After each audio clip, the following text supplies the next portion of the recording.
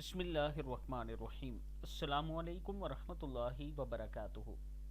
اگر آپ چاہتے ہیں کہ دنیا میں بھی آپ کی عزت ہو اور آخرت میں بھی آپ کو جنت الفردوس میں جگہ بنے تو نماز مغرب کے بعد 3 مرتبہ یہ آیات پڑھیں اور پھر اللہ کے حضور دعا کیا کریں، اللہ تعالیٰ کرم کرنے والا ہے۔ آیات ہیں بسم اللہ الرحمن الرحیم۔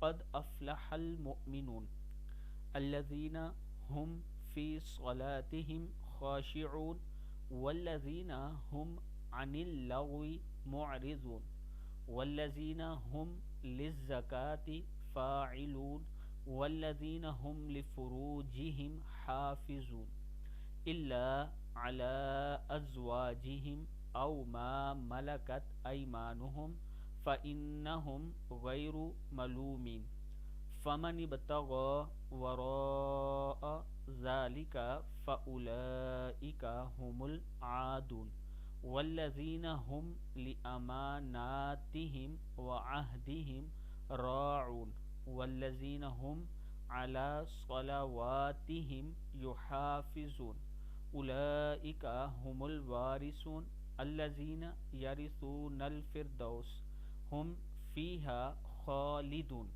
صدق اللہ العظیم۔